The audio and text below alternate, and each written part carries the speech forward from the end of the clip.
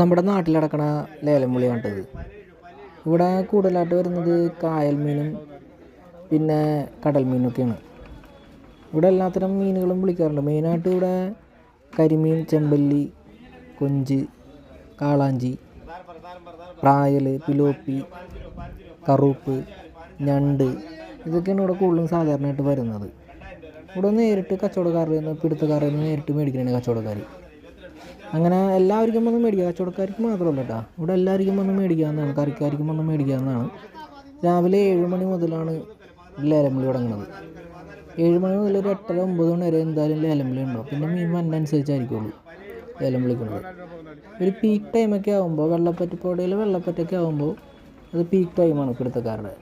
ആ സമയത്തായിരിക്കുള്ളൂ കൂടുതൽ മീൻ വരുന്നത്. ഇപ്പം ചെമ്മീനാണ് വരുന്നത്. ഇത് ഒഴുക്ക് വലയിട്ട് പിടിക്കുന്ന ചെമ്മീനാണ്. കായലിൽ നിന്ന് ഒഴുക്ക് വലയിട്ട് പിടിക്കുന്ന ചെമ്മീനാണ്. അപ്പം അതിൻ്റെ ഒപ്പം കുറച്ച് മീനുകൾ ഉണ്ടാവും കേട്ടോ. അപ്പം അതിൻ്റെ വിലയാണ് വിളിച്ചിട്ടിരിക്കുന്നത്.